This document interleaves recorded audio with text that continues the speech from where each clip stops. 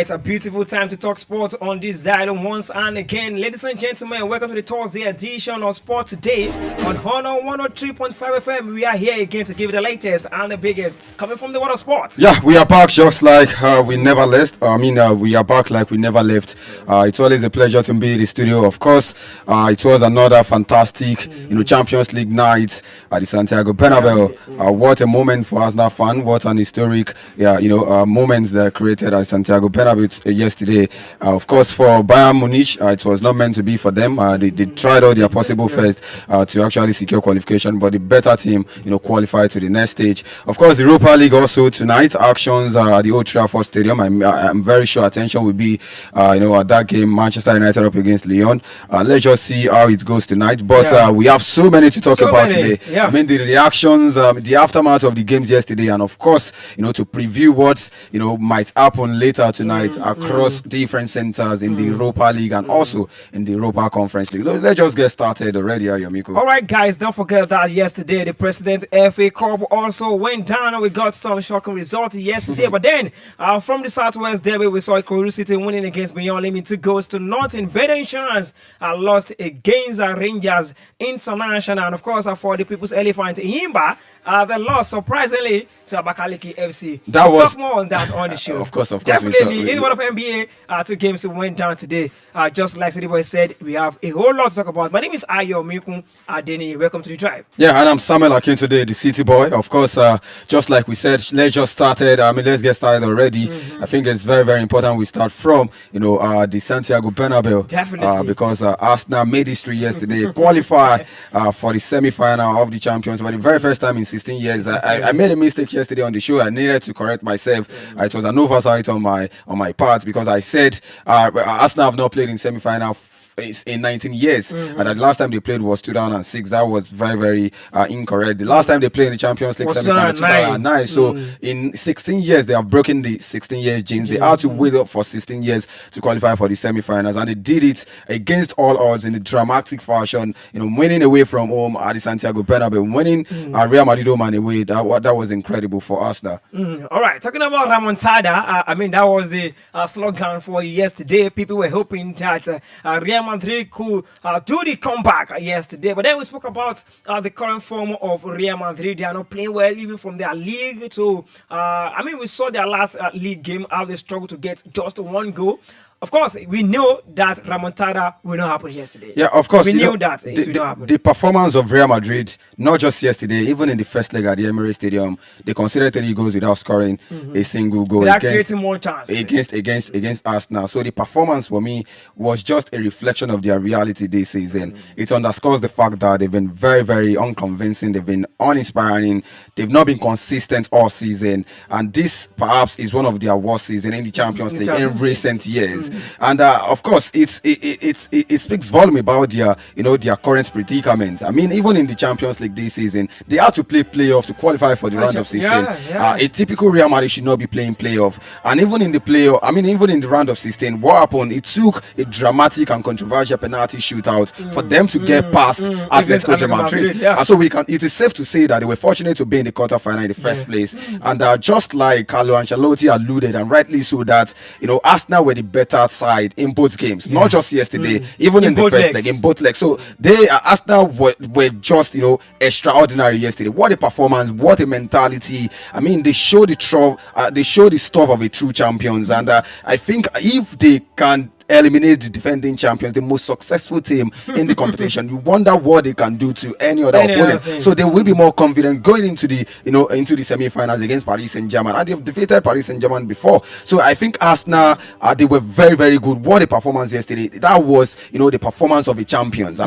Every player on that pitch, they showed character. They took that responsibility that look, it is now or never. And a big shout out to Declan Rice, winning back-to-back man of the match against Real Madrid is something that is extraordinary. He covered every grass on that pitch. It was just running through the midfield. Doing everything, doing tackles, doing passes. He was everywhere on that pitch. He made 5 recoveries, 4 interceptions, Yeah. three clearance, and 2 blocks. Yeah. So it was just a fantastic performance from Declan Rice and every other, even the goal scorers yesterday, Bukayo Saka and Martinelli. Aside from the fact that they scored goals yesterday, it is what they did off the ball that was even very, very important. I mean, I saw Saka getting back. They were tracking back and joining the defensive line, covering the spaces. Even Thierry Henry, their legend, said that after the game, that when he was speaking with Saka, he said, "What you did off the ball impressed me the most." I mean, it's not just about scoring. Although I know he said he knows the feeling of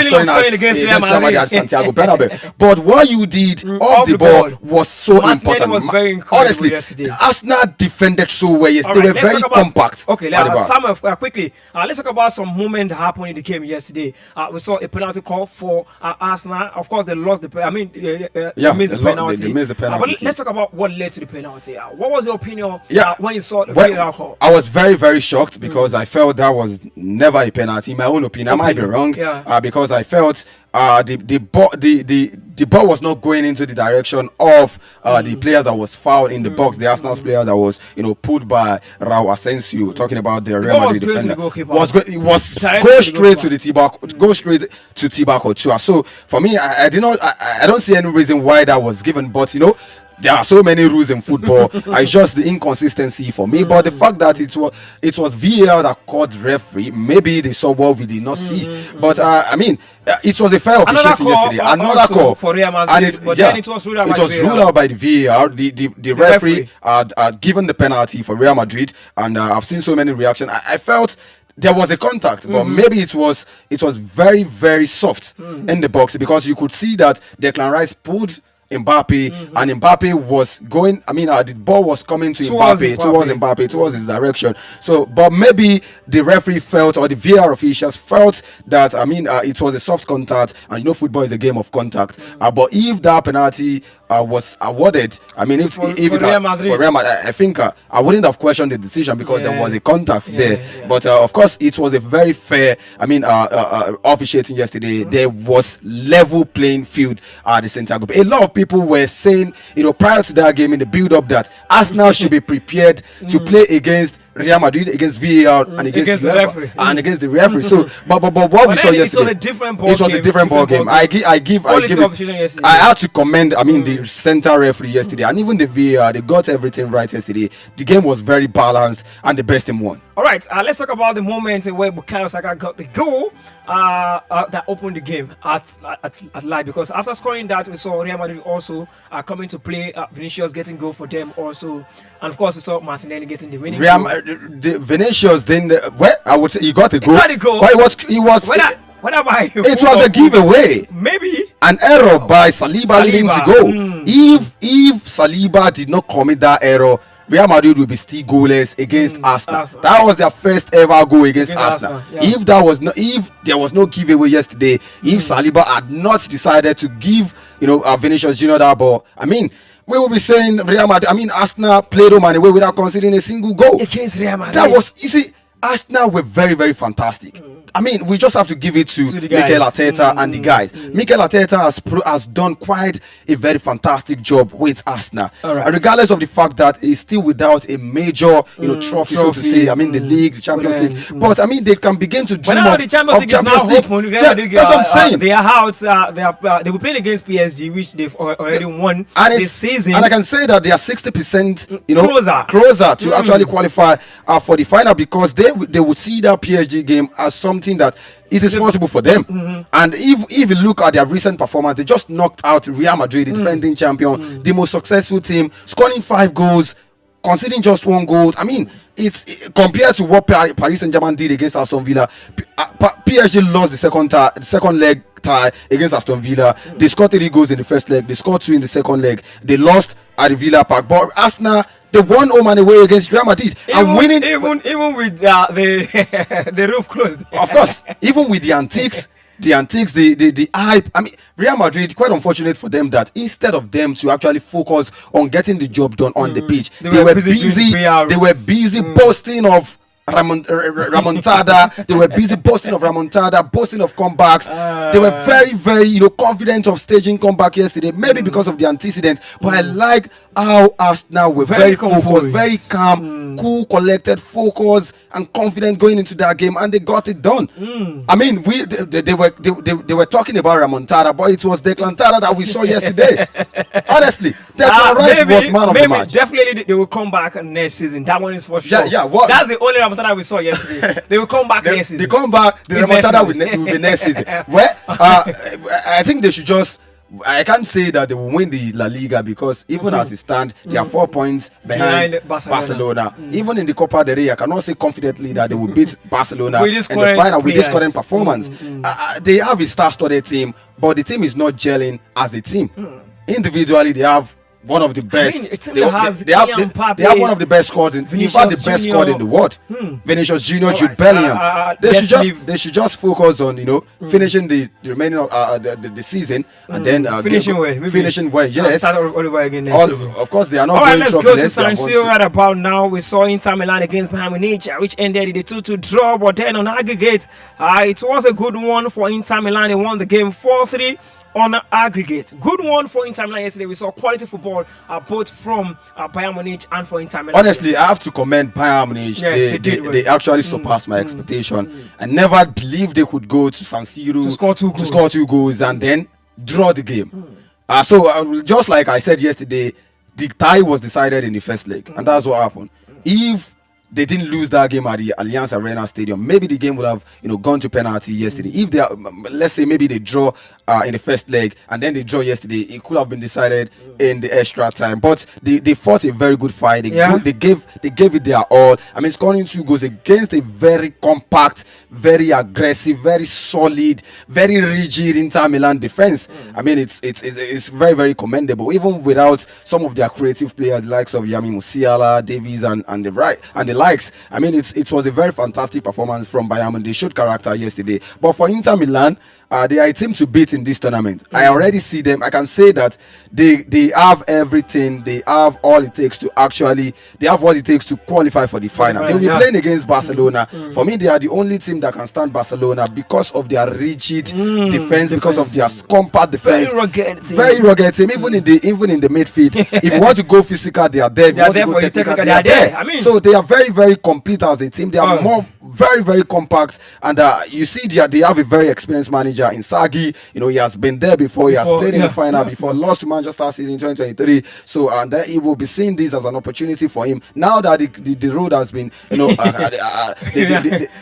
league has been thrown open. The road is clear now. Real Madrid, the traditional team, the most successful team, are out of the Champions League, out of the way. Any team remaining in this tournament can begin to dream of winning the Champions League. All right, quarterfinals done and dusted. Officially, we have the fixtures for the semi-final. It's going to be a big one where PSG will play against Arsenal. And of course, Barcelona will be hosting Inter Milan right there at the semi-finals of the UEFA Champions League. Later today, Europa League will be going down. It's going to be a big one right there at the Old Trafford because United will be playing against Lyon. The first leg ended in a 2-2 draw. And of course, I will be hoping to see Lazio playing against Bordeaux Glimt. Our first leg ended in a victory for Bordeaux Glimt. They won the game by 2 goals to 0. Tottenham will be playing far away from home right there against Frankfurt, which ended 1-1 in the first leg. Goalless between Rangers and of course Athletic Club. Bilbao.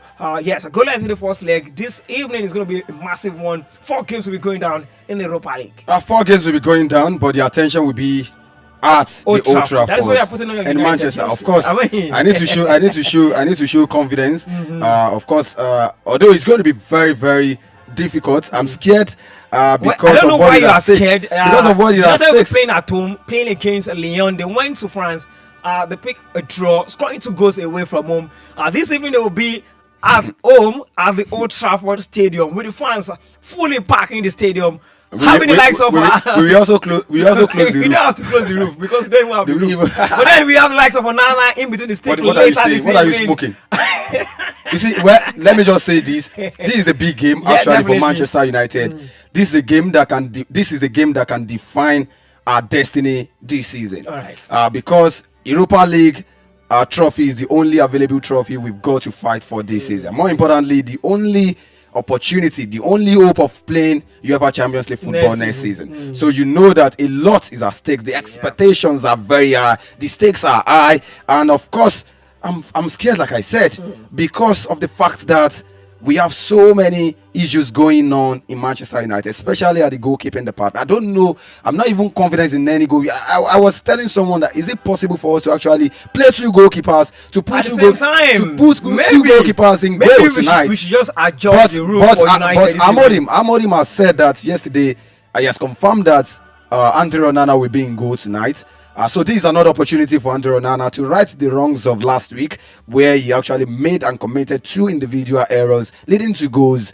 United would have won that game in Lyon last week, but Onana committed two blunders, and the tie, it ended 2-2 right in Lyon. So this is another opportunity for him, to actually prove doubters wrong. And don't forget that he was called out by Nemanja Matic last week that he is one of the worst goalkeepers in United history.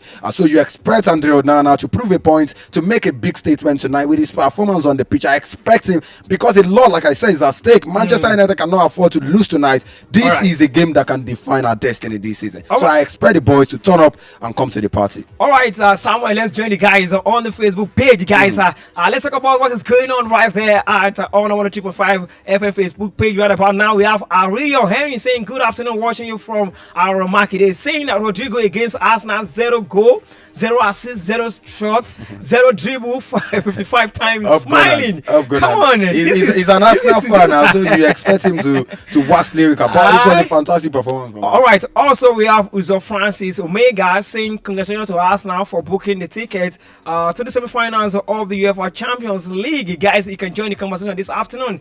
Let's talk about the United game also. You said you are scared of what will happen today, but then I believe that United will get the work done later. I hope, like I said, I hope they get the job done, because of the fact that this is a big game. The magnitude, because of the magnitude of this game, because of what is at stake, they cannot afford to lose this night.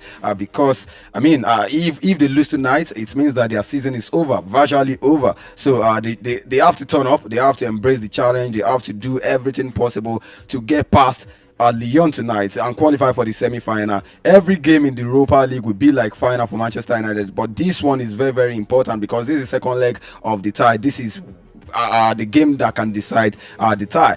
So I expect Andre Onana, like I said, I hope he's going to do very well. Because of what we saw what he did in the first leg, and he's been called out so many times for errors, for conceding so many goals. So I expect him to actually prove a point tonight. This is the game that you expect every player, to rise to the occasion and turn up. For Manchester United, it's a big game. For Lyon, it's also a big game as well, and they will fancy their chances if they could score 2 goals against United in the first leg. On their own side, they can definitely score as well tonight. But I hope United definitely will secure the ticket for the semi-final. All right, all to play for again right there.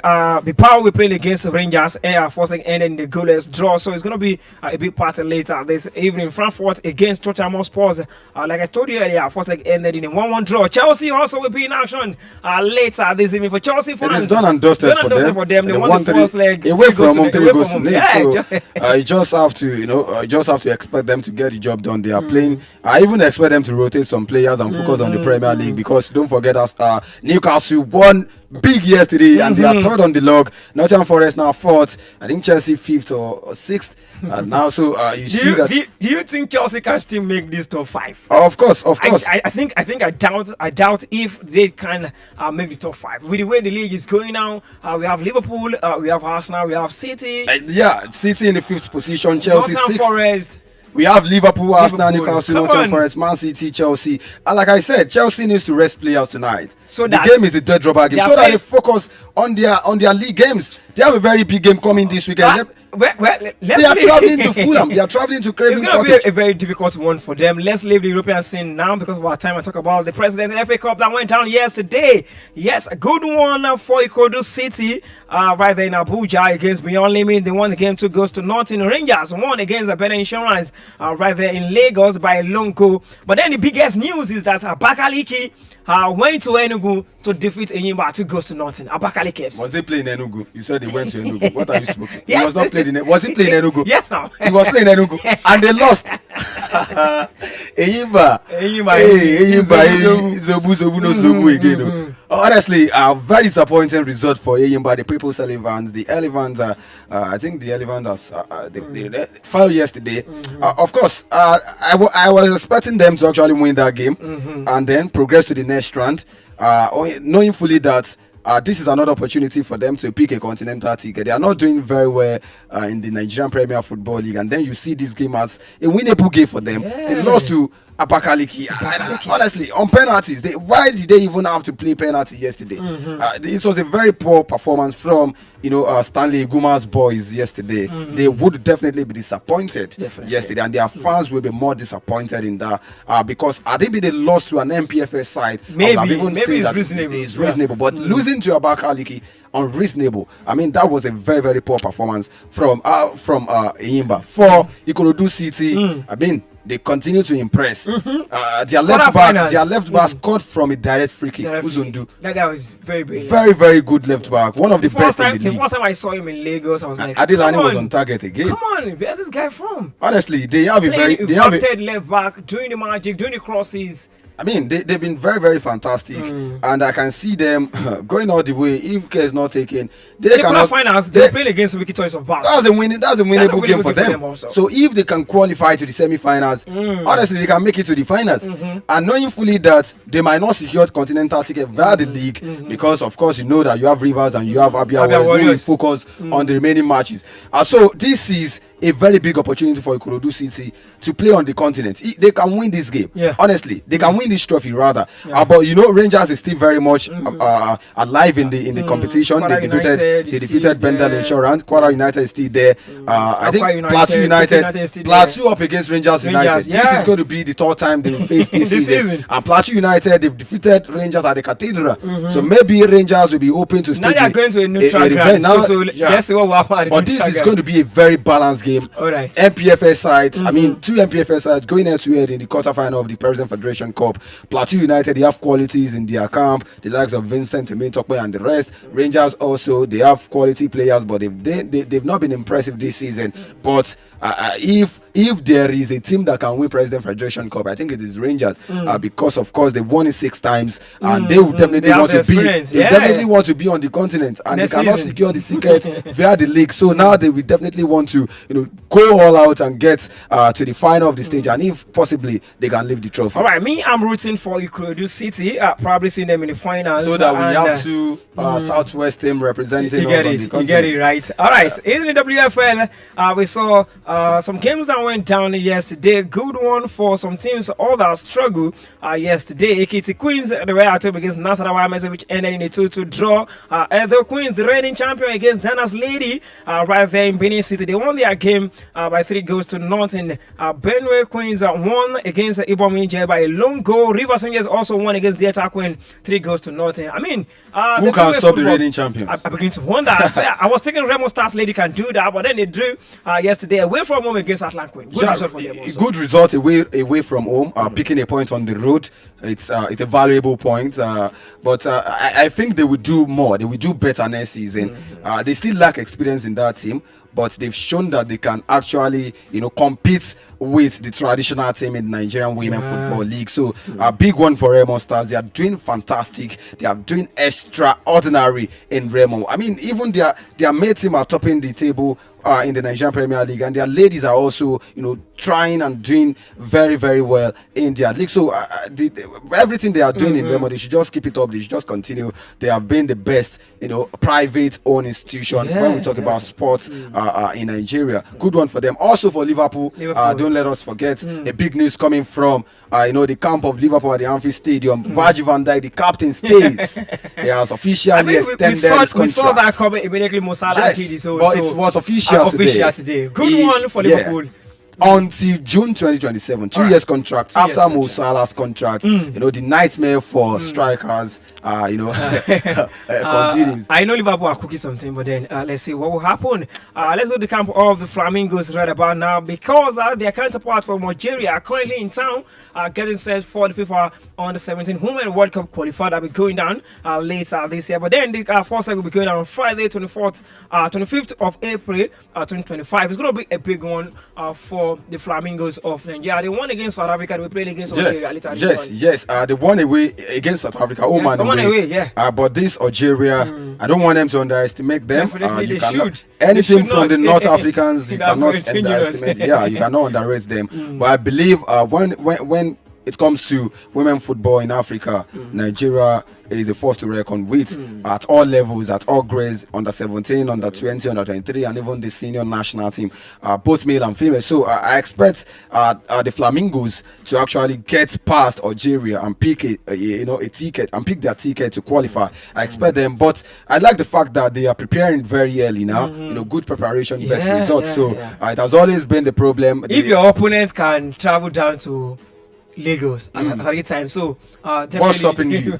And it shows commitment from the Algerian side, definitely. And they know what is at stake. They know they are playing against, if not the best, one of the best when it comes to women football. So I know that they cannot underrate them. I mean, the coach Olowo Okere is doing fantastic. He's doing excellent job with these ladies. They are very young and getting it, very agile, very motivated, determined, focused. So I expect them to get the needed result to qualify against Algeria. All right, lastly on the show, the world of NBA, 2 games went down today.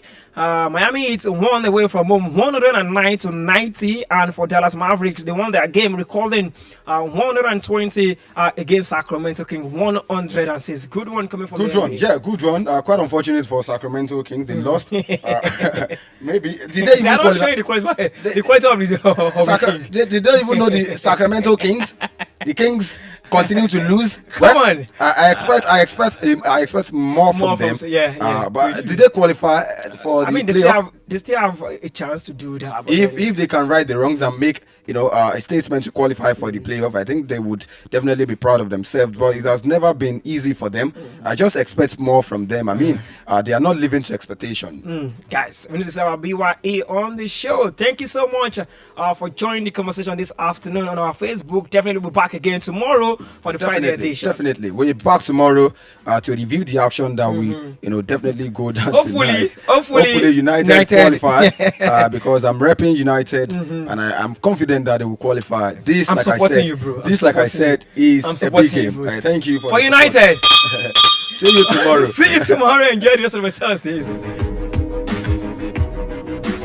Music. The generator carry feelings for we them up. Sport. Education, culture, impacts, information, varieties, business, entertainment.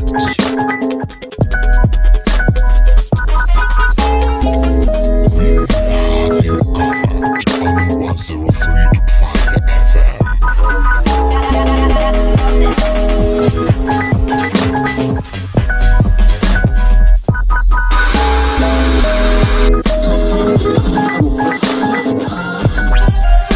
This is on 103.5 FM, your integrity station.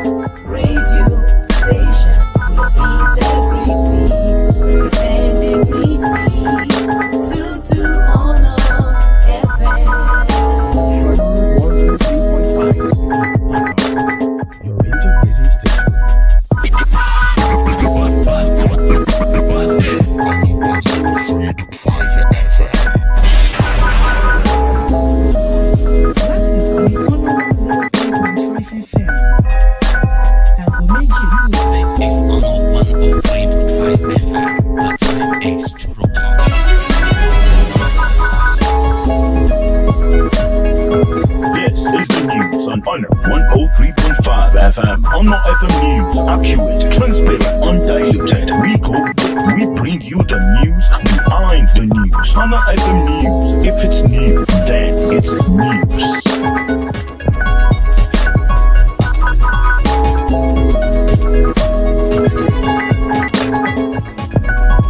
Good afternoon and welcome to the news nugget at 2 on 103.5 FM. I am Ayomikun Adeniyi. First news. Obi Afenifere calls on Tinubu to prioritize security over foreign trade.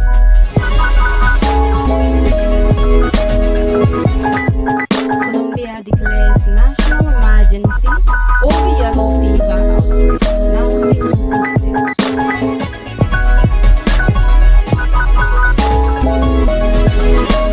Labour Party presidential candidate Peter Obi has urged President Bola Tinubu to cut short his trip to France and return home to address the escalating insecurity across Nigeria.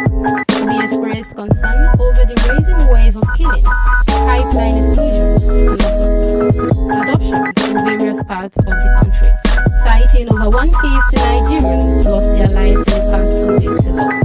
The former presidential candidate made this lead on his social media account, emphasizing that the president's prolonged stay abroad would worsen the security situation.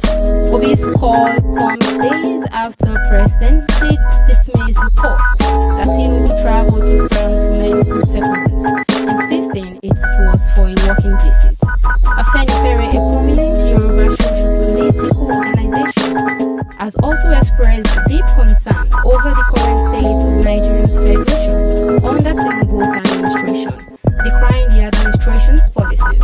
And also in the news this afternoon, Colombia has declared a national health and economic emergency due to a deadly yellow fever outbreak. The government is urging citizens to get vaccinated and take precautions, especially during the upcoming Easter weekend. At least 34 people have died from the virus among 37 confirmed cases since the start of the year. And according to the Minister of Health, the mortality rate is nearly 50% among those affected, prompting the government to take swift action.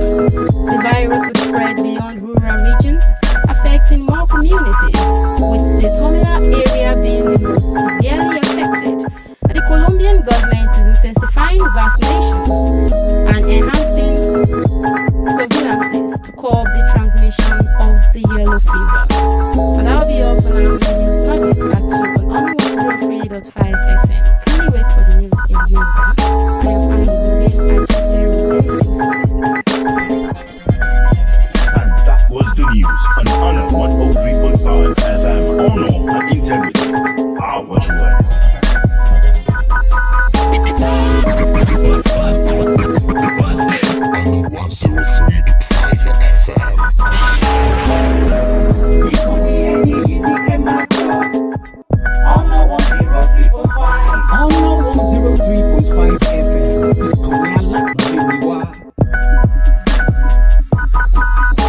Èyí ni ìròyìn láti ìkànnì yìí ọ̀nà 103.5 FM. Ìròyìn tí ò gbàmúlùmọ́là, ìròyìn tó sì kẹ̀sì járe. Èyí tó bá jẹ́ tuntun tó jáde náà ni ojúlówó ìròyìn láti ìkànnì yìí ọ̀nà 103.5 FM.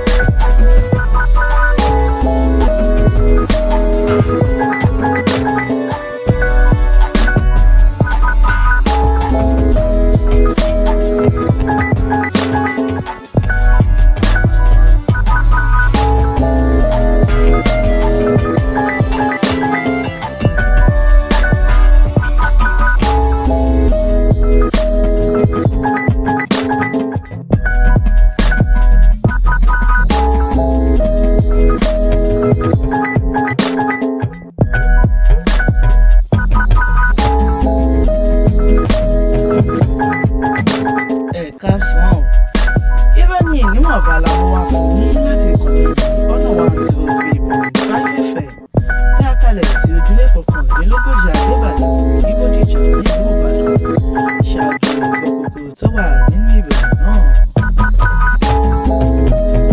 Òbí àti ikọ̀ ẹgbẹ́ Afẹ́nifẹ́re náà ni wọ́n ti ké sí Tinubu láti mú ètò ààbò ilẹ̀ yìí lọ́kùnkúndùn ju pípafẹ́ lọ sílé òkèèrè lọ. Ìròyìn ilẹ̀ òkèèrè ilẹ̀ Colombia ti kéde ìlú òfararọ lápapọ̀ ilẹ̀ ọ̀hún látàrí àjàkálẹ̀ àìsàn ibà pọ́njú pọ́ntọ̀ eléyìí tó gbòde kan níbẹ̀. Ìròyìn ọ̀rẹ́ lẹ́kùnrẹ́rẹ́ ìyájọ́ ní Ìsọ̀lá Akíntúndé oníròyìn.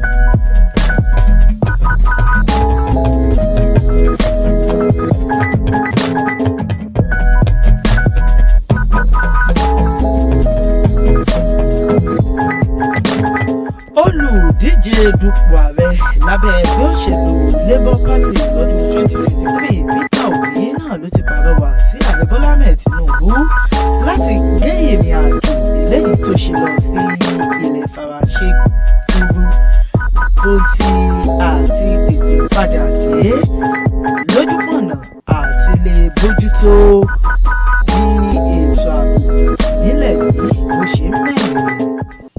Òbí olókanminú lórí ìkọlù ìṣekúpani léyìí tó ń gògò tó tún fi mọ́ bíba ọ̀pẹ èkó jẹ́ tó tún fi mọ́ ìjínigbé káàkiri àwọn ìpínlẹ̀ tó wà lórílẹ̀‐èdè Nàìjíríà nínú èyí tó ti tọ́ka sí ọgọ́rọ̀ àkàìmọye èèyàn nínú èyí tí wọ́n ti rí àádọ́jọ èèyàn eléyìí tí wọ́n pàdánù ẹ̀mí wọn láàrin ọ̀sẹ̀ méjì péré.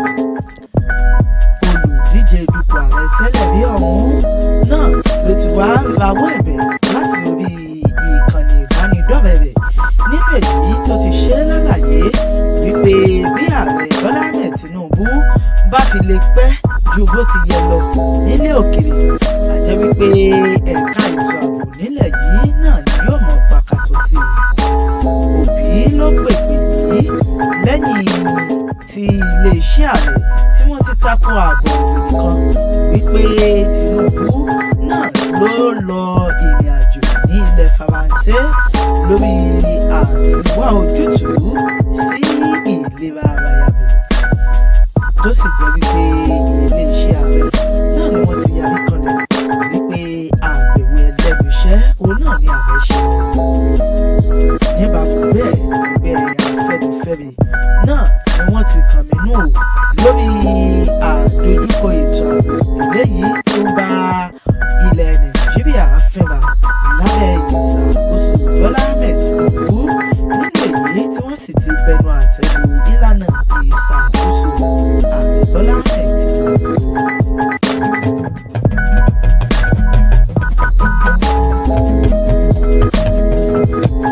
Ìròyìn ilẹ̀ òkèèrè ilẹ̀ Colombia náà ni wọ́n ti kéde ìlú òfararọ lápapọ̀ ilẹ̀ náà lórí ọ̀rọ̀ ètò ìlera àti ọrọ̀ ajé eléyìí tó mú kí gbogbo nǹkan pàkàṣọ látàrí ìtàn àjàkálẹ̀ àìsàn ibà pọ́njú pọ́ntọ̀ eléyìí tó gbòde kan nílẹ̀ náà.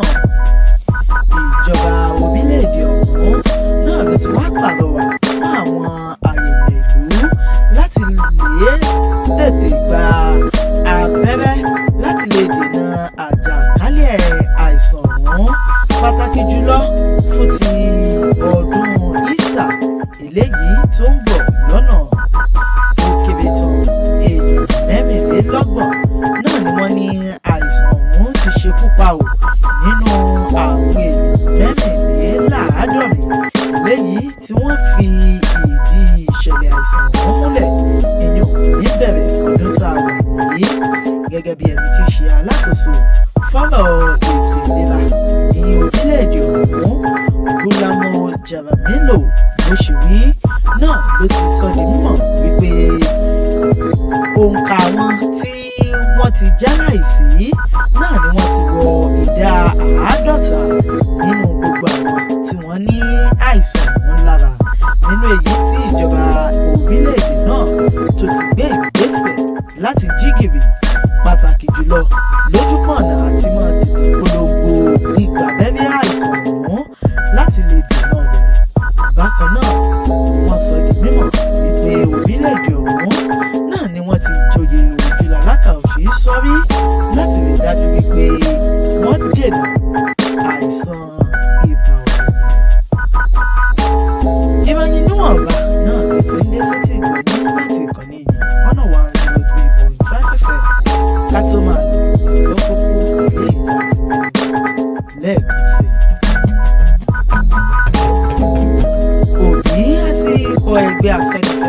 sí Tinubu láti mú ètò ààbò ilẹ̀ yìí lọ́kùnkúndùn ju pípafẹ́ lọ sílé òkèèrè lọ. Ìròyìn ilẹ̀ òkèèrè ilẹ̀ Colombia kéde ìlú ìfararọ lápapọ̀ ilẹ̀ ọ̀hún látàrí àjàkálẹ̀ àìsàn ìràpọ́njú mọ́tò.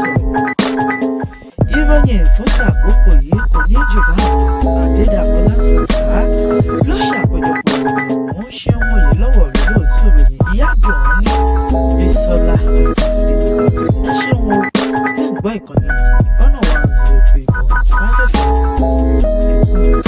Àwọn aláṣà, àwọn alágbèrè, àwọn aláǹdọ̀rí, àwọn alálejò. Pẹ̀lú ìròyìn ẹ̀kúnrẹ́rẹ́ microphone sáré tó ṣeré ẹ̀yọ́ ní tó lọ ní àjèrè. Ẹ máa gbọ́ wa lọ. Sọ̀rọ̀ mẹ́ta lè tọ́. Jákèjádò àgbáyé owó. Ìkànnì ọ̀nà FM 103.5. Ìbàdàn láwọn orílẹ̀-èdè ti wà. Ó kálé ó kápò, ó gbàgbọ́ ó kálà ló jẹ́. Ó sẹ́yà bí ẹjọ́. Ó là kanlẹ̀ bí oṣù.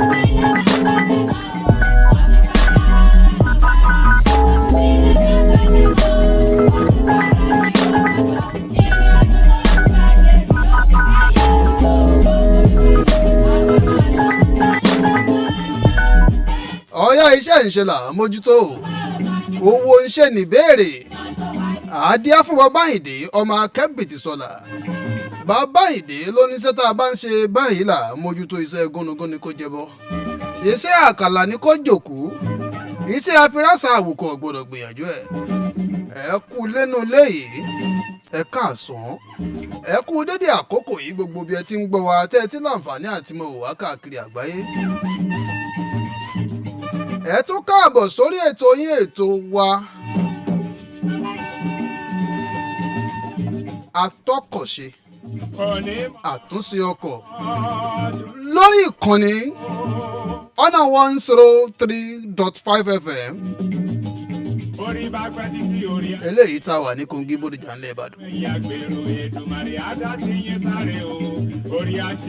ìwòyí ìjẹ́jọ́ ajọ́ ń tàta pínṣẹ̀ lórí ètò yìí à ń dágbére fúnra wa pàápàdé lọ́jọ́ mẹ́jọ lágbára Ọlọ́run ọba aláwòrábí. àmọ́dún òjìnà kẹ́nu mọ́mí èbùsùn jẹ. a tó ti kalẹ̀ sórí ètò.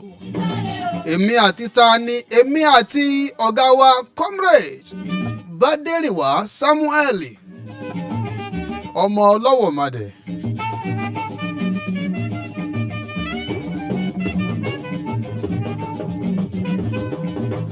àwọn lájọ́ kalẹ̀ sórí ètò fún tèmi.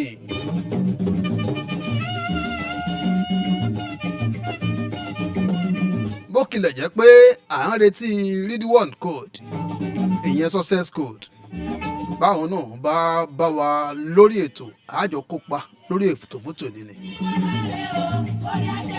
fẹ́ni tí bá ṣe ń gbọ́ wa nígbà àkọ́kọ́ ètò yìí la fi máa ń gbàlejò àwọn akọ́ṣẹ́mọṣẹ́ atọ́kọ̀ṣe ètò ó ní àtúnṣe ọkọ̀ àwọn àlejò tá à ń gbà lálejò lórí ètò ni wọ́n ń pè ní atọ́kọ̀ṣe tó túmọ̀ sí pé gbogbo àwọn oníṣẹ́ ọwọ́ tó ní í ṣe pẹ̀lú à ń tún mọ́tò ṣe àti àwọn tí wọ́n ń ta èròjà tá a fi ń tún ọkọ̀ ṣe. àwọn ní àlejò wa lórí ètò yìí ní gbogbo ọjọ́ mẹ́jọ mẹ́jọ tá a jọ máa ń kópa lórí ètò yìí torí bá méjì kọ́ torí kí a lè jọ kẹ́kọ̀ọ́ lórí bó láṣì máa lo àwọn nǹkan ìrìnsẹ̀ wa lélẹ́yìí tí àfinimọ̀ fi àìmọ̀kànmọ̀kàn lónìí.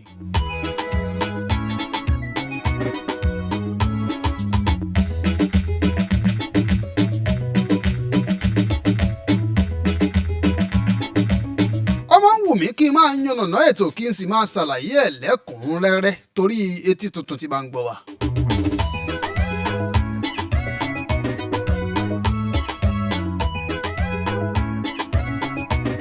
a tún ti wá kalẹ̀ sórí ètò. ṣùgbọ́n lẹ́yìn tí ò kí ni kú lé ó pàdánù ẹ káàbọ̀.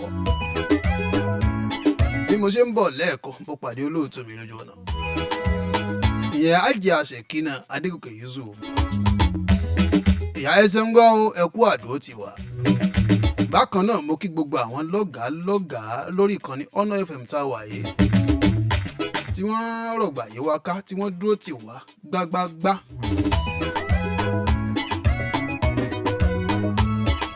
gbogbo yín pátá oníwàkí ní àlólódì kan o.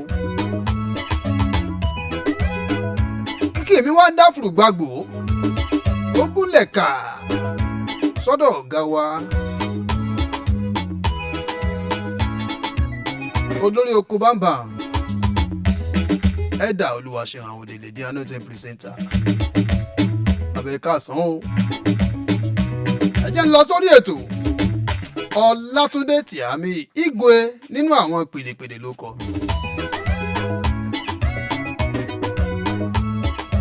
ẹ̀yẹ ń tán ní farafara bí ọ̀fà àmọ̀dò kí gbogbo ẹ̀ ó lè jọ múra wọn.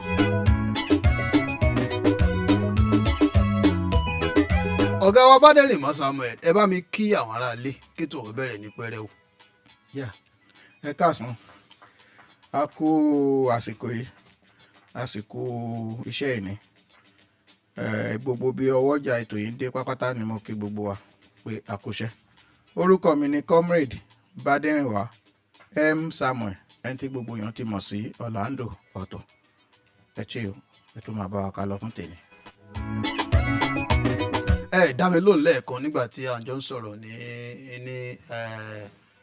ní reception mo ní ibo ni ká lọ lónìí nítorí a ti làálẹ̀ ní onípele méjì àbí ká kò mọ́ra wọn wípé ṣé ká lọ sí gear servicing ní ká lọ ní àbí ká lọ síbi àtúmọ̀ code eléyìí tí àpèyàmọ̀ ìkalẹ̀ ní ìgbà tájọ pàdé lórí ètò gbẹ̀yìn. Ṣé a lọ fún service? Ó dà. A máa mú wọn náà, ó wọ ọdún ara wọn náà. Ká máa ṣe on and off. Torí kò sí ibi tí mi ò ti pe amọ̀ ìbéèrè kalẹ̀ ní o ló yẹ kí n sọ bẹ́ẹ̀.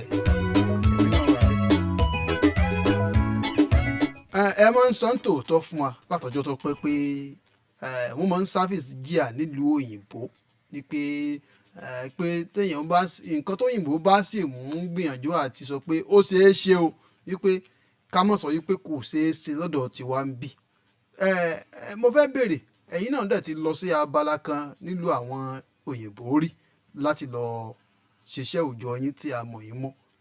Báwo ni wọ́n ṣe ń sáfìsì jíà nílùú òyìnbó? Báwo ni wọ́n ṣe ń sáfìsì ẹ̀ níbí?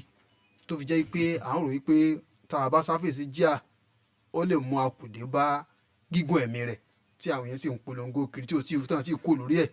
Àti pé wọ́n sọ pé àwọn jíà gan ò ṣe sáfìsì gan, àwọn jíà kan táwọn òyìnbó ń ṣe ń sìn wọ́n ní ó lọ fẹ́ sáfìsì 30p 27p ó fẹ́ jẹ gbèsè kí ló fẹ́ bá débẹ̀. Oríṣi àwọn nǹkan là ń gbọ́ lábẹ́nú, ẹ̀yin nìkan lẹ máa ń sọ yí pé kò sí tí ò lè ṣe wọ́n ní pé kò sí kí ló ń lò wí ṣèbí títí ń jẹ ní ṣé ò ní ò ṣe é ṣe ní ibi àwa bàdé ìjà sòtọ́ báwo náà ṣe ń sáfìsì jà ń lo òyìnbó báwo la ṣe ń sáfìsì ẹ̀ níbí nǹkan nígbà káyìn náà bá tiẹ̀ lọ́ngbà náà ó ní bẹ́ẹ̀ ṣe ń sáfìsì ńgbẹ́ dọ̀n tẹ́lẹ̀ bọ́ ṣe ń sáfìsì yóò tún níbẹ̀ ṣe rí ọ̀yà ẹ̀yà tù. Ẹ ṣe gan-an lóòótọ́ atọ́kùn. Ẹ rí gear servicing ti àwọn òyìnbó ó yàtọ̀ sí ti ọ̀dọ̀ wa ń bí díẹ̀. Ok. Tàwọn ti ọ̀dọ̀ wa ń bí ó tún yàtọ̀ sí ti àwọn òyìnbó. Ìdí tí mo fi sọ bẹ́ẹ̀ ni pé ẹ rí servicing tàwọn òyìnbó owó tó máa ń ná fún mẹkáníìkì pé ẹ fẹ́ service lásán a máa ń pè ní general servicing. Kì í ṣe pé engine nìkan àbí plugs nìkan àbí other things àbí èsì nìkan n tá à ń pè ní general services ó ṣeé ṣe kó jẹ́ pé ẹ̀ẹ̀kan nínú ọdún kan náà máa ṣe wọ́n á dẹ̀ change gbogbo part even dórí àwọn tá à ń pè ní brake oil fluid oyè yín gbogbo ẹ̀ normal service normal ju ti bẹ̀ ó ti pẹ́ wọ́n gbà pé ó ti expire ó ti pẹ́ ó ti ṣe gbogbo ẹ rí gbogbo tí mo wá kà sílẹ̀ kan tó check gear oil kan tó check engine oil plugs everything AC débi pé gbogbo tó wà nù AC wa yìí tó yà ń lò nínú AC mi ti tó ọdún kẹta ọdún kẹrin tí mo tún ń lò lélẹ̀ dídán níjọ́ kan máa ní blockage tó máa ń cause problem AC wa àwọn yẹn máa ń service gbogbo yẹn so wọ́n á tó refill wọ́n á ti gbogbo machine yẹn ti wà ṣùgbọ́n tí bá ní kí n sọ fún yín owó tó máa ná lórí gbogbo kíní yẹn ó pọ̀ ìyẹn wà lára nǹkan tí a fi ń rí mọ́tò rà ní tòkunbọ̀ níbí instead of kan ná adúrú owó yẹn lé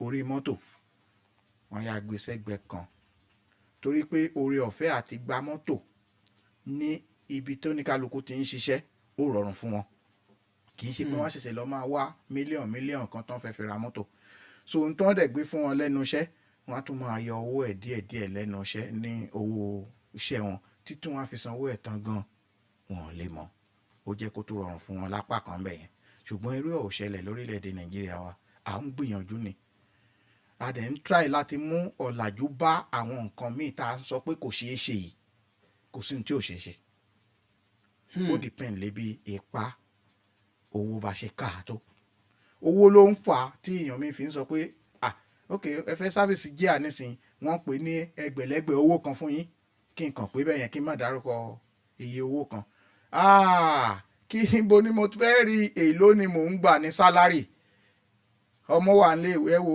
ńgbà tí ò tẹ̀ tí ìyọnu tó sì ń ṣiṣẹ́ ẹja máa lò lọ ìyẹn náà sọ di pé wọn kì í sáfìsì wọ́n wàá máa lò lọ ọjọ́ tó bá wá bàjẹ́ lẹ́wà tó ṣẹ̀ṣẹ̀ mọ̀ pé àṣé ká máa sáfìsì ẹ̀ ó dáa ju kó bàjẹ́ kẹ́ ṣẹ̀ṣẹ̀ wá máa sọ pé ẹ fẹ́ ra jíà míì lọ ìmí tẹ́ fẹ́ lọ ra kẹ́tì ìmọ̀ tó wà náà ni èyí tó wá tó dùn mí jù lè rí jíà tuntun ká má pààrọ̀ fúnra wa jíà tí mo lọ ra tuntun ni irọ́ là ń pa Tòkunbọ̀ ni tí wọ́n lò kù lọ́hùn-ún kìdẹ́ ṣe pé wọ́n déédéé lò kù bóyá nǹkan kan àkùdé bá mọ́tò tó ní ó ti ní bọ́n ṣe ń ṣe lọ́hùn wọ́n ṣá wálé bóyá accident ni wọ́n ṣá wálé tún jẹ́ ẹlẹ́ra yẹn náà lọ́kìkẹ́ èmi àbíjíà ló yọnu wọ́n yọ ẹ́ńjìnà jẹ́ àwọn gbé sí gbogbo nǹkan bẹ́ẹ̀ yẹn bọ́n ṣe máa ń kó jọ nìyẹn tó máa kó débi tẹ́ bá dẹ̀ kó débi tá a bá rà tá a bá gbé sí mọ́tò wa tó bá ṣiṣẹ́ lọ́wọ́ kan ká kíra wa kó oríire bóyá àgbọn nǹkan tó ṣe mọ́tò yẹn nígbà yẹn ó yàtọ̀ sí ibi tí a fọkàn sí pé ó ṣeé ṣe ṣùgbọ́n tó bá jẹ́ pé jẹ́ iṣu ló ní tẹ́lẹ̀ wọ́n gbé fún àwa náà ní tòkunbọ̀ ń bí ni torí pé wọn ò ní láǹfààní àti tú wò pé ká tẹ̀ wóoru kí ló wà náà ṣe ó dàbí ó dìgbà tá a bá gbé débì tá a bá tà fún bóyá àwọn tó ń ta jẹ́ abáta jáde wọ́n bá gbé sí mọ́tò tó kọ̀ tí ò lọ àwọn míì lórí ọ̀fẹ́ àti dájí àpadà tí ò bá tí ì kọjá iye ọ̀sẹ̀ tí wọ́n fún wọn tí wọ́n fúnra wọn ní agreement ẹ tó fowó kun wọn á tún gbé míì fún yín bọ́n ṣe àwọn náà mọ̀ pé tẹ́tẹ́ là ń tà lórí rírà títà ṣùgbọ́n èyí táwa wá gbé dání táwa ń pè ní servicing and repair of automatic gear tí pàtì bá wà kò sí gear tí ò ṣe repair tá a bá máa rí pàtì ẹ̀ rà ìyá gbọ̀n ibi táwa lọ sí nìyẹn ká tú ṣèbí wọ́n tó síbẹ̀ ni ló fi ń ṣiṣẹ́ dídán ní tẹ́rù títú àti títò bá ti ba ẹni tó fẹ́ tu lẹ́rù tó bá ti tú tó ẹrù títú yẹn ò bá ti bà á kò sí iṣẹ́ lọ ṣe valbody ni àbí pieces gear àbí component èwo níbo so tó dẹ̀ lójú ọ̀nà tó mọ n tó tú lè dé padà ẹ̀jẹ̀ á gbé kudos fún ẹni tó ń ṣe irú àwọn iṣẹ́ yẹn ṣùgbọ́n lórílẹ̀‐èdè wa ń bí kúṣẹ́ nílẹ̀ máa ń mórí iṣẹ́ yá ìgbìyànjú wa yẹn nígbà míì tá à ń ṣe yẹn tá a fi mú àwọn nǹkan míì tí ó ní kò ṣeé ṣe yẹn jáde míì gan ìjákulẹ̀ tó la tún máa ń bá pàdé bóyá ká sọ pé kò díẹ̀ ká tó ní àwọn àgbọn kan ìyẹn ní ìgbà kan rí àwọn àgbọn kan yẹn náà la tó wá jáde fún kí ló fà á tó fi ń ku àwọn àgbọn kan lẹ́nu ọjọ́ mẹ́ta mo rí ẹni tí à ń retí tó jẹ́ nínú kan nínú àwọn atọ́kọ̀ṣe wa tó ń wọlé bọ̀ yìí oyè yín yes tẹ́ bá ṣe àwọn kankan tán níbi àwọn jí àtàwa tá à ń repair yìí oyè yín tá a bá ti repair ẹ̀ tán ṣe jẹ́ mọ̀ pé ó rí bí ìgbà tí bó ni kí n ṣe ṣàpèjúwe ok à ń pè nǹkan ní memory nínú mọ́tò tẹ́ bá débi mọ́tò yín bóyá mẹkáníìkì débẹ̀ ó bá yín ṣiṣẹ́ lára mọ́tò wọ́n yọ wáyà kan sọ́kẹ̀tì kan wọ́n parí ẹ̀ wọ́n ṣe tán nígbà tẹ́ ẹ ti yọ yẹn ni memory ẹ ti gbé e pé kíní yìí kò sí ń bẹ̀ mọ́ kò sí ń bẹ̀ mọ́ memory ẹ ti pìkẹ̀ nígbà tẹ́ bá wá parí iṣẹ́ tán tẹ́ ṣe gbogbo tẹ́ ṣe tán tẹ́ wá tó padà memory ẹ ò lè pick pé kíní yìí mà ti wà ń bẹ̀ ibi àwọn àkùdé tí a ní ó kù díẹ̀ tẹ́lẹ̀ yẹn wà nìyẹn kí ló wá máa mú kí memory ẹ padà wá pé wá o kíní yìí á ti fi sí padà òun ni àwọn irinṣẹ́ ìgbàlódé òde òní tí ò sí oore ọ̀fẹ́ ní ìgbà kan rí tó ṣókùnkùn àti rà á àbí ká tó sọ pé ìbẹ̀rù àti lò ó ṣóyé yín so tó jẹ́ pé láyé òde òní ìyàtọ̀ ti dé bá a gan-an lọ́pọ̀lọpọ̀ débi pé tó bá ti parí iṣẹ́ tán báyìí kíní kan ní ò dá ní kíní n tó fi dá mọ́ tí ò dá even kó tó parí iṣẹ́ nílẹ̀ẹ́lẹ̀ àwọn machine kan ti wà tá à ń lò ní workshop tá a fi pressure tá a fi mọ gbogbo everything tá à ń ṣe. mo sì ń gbádùn Orlando bí mo ṣe ń gbádùn Orlando lọ́wọ́ bẹ́ẹ̀ ni Idword code success code ni wọ́n wọlé arújáde adúpẹ́ o láti fi ọdún kan. musa ẹ jẹ́ kí n lójú ọjà kọ́mọ̀ ẹ pé ìmọ̀ fìrẹ́ẹ̀lì lásìkò tó yẹ kí n polówó ọjà ni kọ́mọ̀ kò tiẹ̀ bí mi ẹ káàbọ̀. ìkànnì ẹ̀yìn yìí ní kẹ́ máa gbọ́ Honor 103.5. Honor 103.5 FM. Ìkànnì alápọ̀nlé ni wá. Let's go. This is your radio. Unless we make broadcasting accountable, it is going to be very hard to change anything else for the better in our society. That is why all established and aspiring broadcasters are enjoined to join Society of Nigerian Broadcasters, SMB, the only legally recognized professional body for broadcasters in Nigeria. Registered since 1994. Bẹ́ẹ̀ni o, ìjọba ti wá rọ̀ Society of Nigerian Broadcasters, SMB lágbára láti issue operational license fún gbogbo ẹnikẹ́ni tó fẹ́ ṣiṣẹ́ ìgbóhùnsáfẹ́fẹ́ lórílẹ̀‐èdè Nàìjíríà. Pẹ̀lú ìtọ̀sẹ̀ tó tọ́, SMB has successfully gone through all the different stages of becoming law. Àjẹpẹ́ fún ẹnikẹ́ni láti rẹ́sẹ̀ walẹ̀ gẹ́gẹ́ bí agbóhùnsáfẹ́fẹ́ lórílẹ̀‐èdè Nàìjíríà. Ó ní láti jẹ́ ọ̀kan lára ọmọ ẹgbẹ́ SMB.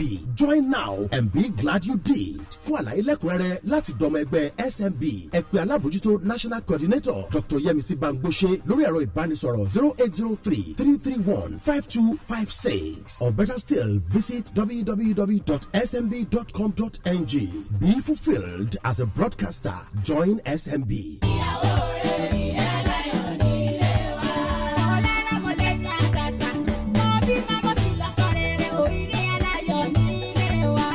Ẹ̀yin níyì tẹ́ ń gbọ́ ìkànnì yìí láti jẹ́ kẹ́ gbádùn wa síwájú sí ètò tó ń mójútó ìdílé ni Dédé Báyọ̀ pẹ̀lú Kọ́lá Akíntọ́lá ọmọ bàbá wọ́tà àti ìyádùn Níbísọ́lá. Ètò ni tẹ́ máa ń gbọ́ tẹ́lẹ̀ ní dédé aago 5 sí 6 ti yí padà sí aago 4 sí 5 ìrọ̀lẹ́ ní gbogbo ọjọ́bọ̀ Thursday. Dédé Báyọ̀ tọ̀sẹ̀ yìí tún máa dùn yùngbàyùngbà bí ìpamọ́ aláta. Àìgbọ́dọ̀ má gbọ́ ètò ni ẹ gbà bẹ́ẹ̀.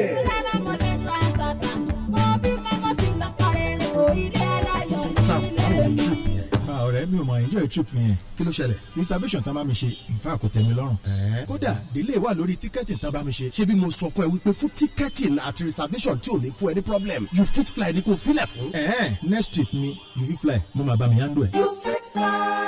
Ìrìn àjò lọ síbikíbi lágbàáyé wẹ̀lẹ̀mú ló jẹ́ nípasẹ̀ iléeṣẹ́ You Fit Fly. La fi sọ pé tẹ́ ẹ bá ṣe tán láti tẹkọ̀ létí lọ sí èyíkéyìí orílẹ̀-èdè ní Europe, America, South America, Asia, Australia àbí èyíkéyìí ibi tó bá wù yín lórílẹ̀-èdè Africa. You Fit Fly ní ẹ bá dòwò pọ̀. Àmójúlẹ̀jà flight reservation, hotel reservation, educational consulting, visa processing. That is why you're enjoined to talk to us at You Fit Fly for seamless flight reservations. Visit us today at Success House, 7 Up Road, Oluyole Estate, Ring Road, Ibadan, or call 0901-111-1190. Website youfitfly.com. At You Fit Fly, your travel logistics will be sorted out seamlessly. Ìkànnì ẹni yìí ní kẹ́ máa gbọ́. Honor 103.5. Honor 103.5 FM. Ìkànnì alápọ̀nlé ni wá.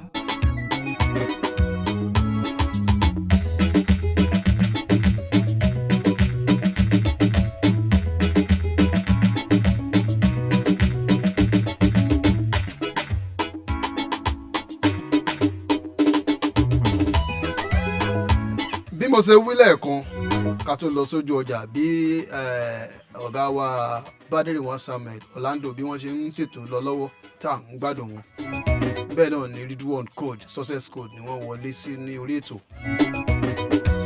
Kọ́mọ́ dàbí ẹni pé àwọn gbọ́wọ́ lára wọn pé àbí torí pọ́pẹ́ dé.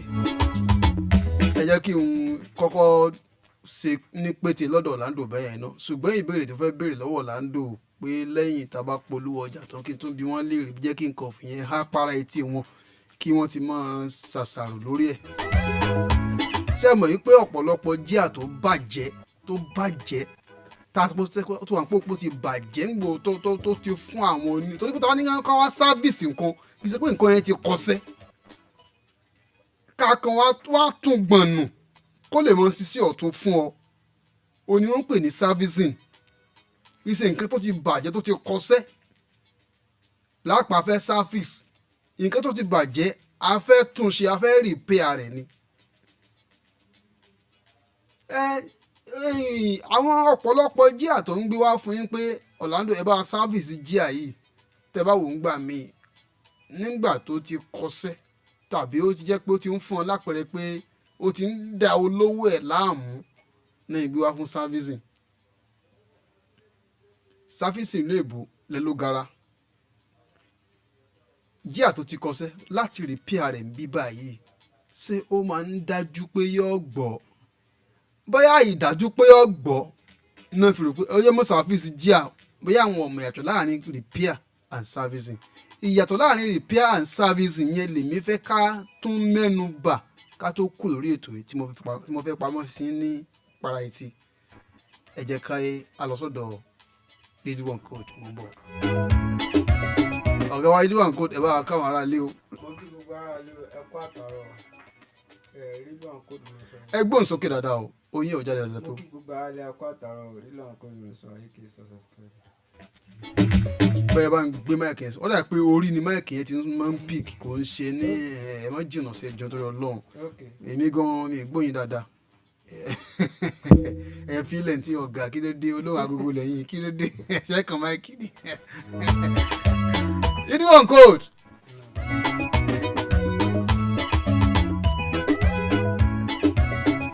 tí èyí tí mo fẹ́ ní máa bẹ̀yìn léèrè kódà mo ti ń tọ́jú ẹ̀ pamọ́ dé yìí ti pẹ́ mo wo fídíò kan òyìnbó yẹn gbé omi sínú kọ́ọ̀pù ó wá kíìkì mọ́tò ó wá gbé omi yẹn sórí mọ́tò yẹn báyìí sórí ẹ́ńjìn ọkọ̀ yẹn ó wá ń gbé gírírí tó sì rò pé iṣẹ́ ọkọ̀ yẹn ò pé kí ló ń ṣẹlẹ̀ kí sì làtúnṣe tọkọ̀ ọ̀yìn àwọn yẹn náà bá wà ní kọ́ndíṣọ̀n yẹn. ṣé ẹni tẹ́ ń pè ní iṣẹ́ ẹ̀lẹ́tíríkà ó jẹ́ nǹkan tó lọ tó gùn tẹ́ pé. ẹ sọ slangi ó lọ fà lẹ́fẹ̀ sọ kí ni ẹ àmọ́ ṣe. etí èyìnbó yẹn ń ṣàlàyé sọ ni pé tí wọ́n bá sometimes ní wọ́n wá rẹ̀ pé n tó ṣe yẹn ìgbà tó ń ṣe tó ń rí pé tó gbómi sínú ke torí ó gbé sórí engine torí pé ó ń gbọ̀n. yà á gbóyin dáadáa ọ̀gá. torí pé ó ń gbọ̀n wọ́n wá scan mọ́tò yẹn so ó ní oxygen sensor péyàn máa láti try oxygen sensor kéèyàn service ẹ̀ ìgbà tó ń service ẹ̀ ó rí pé engine yẹn ò gbọ̀n mọ́ àdé àwọn nǹkan tó lè mú engine máa gbọ̀n ó pọ̀ tí ó sùn bá iṣẹ́ ó lè fà kí engine máa gbọ̀n tí kọ́ọ̀lì ọkọ̀ bá iṣẹ́ engine lè máa gbọ̀n and then ọ̀pọ̀lọpọ̀ nǹkan mìíràn tún wà tó tún lè fà kí engine máa gbọ̀n irú air flow ní ìsìn lè fà kọ́ńtì náà máa gbọ̀n so ó máa nǹkan yẹn ó lọ kò dúró lóṣù kan náà so ó lọ fà.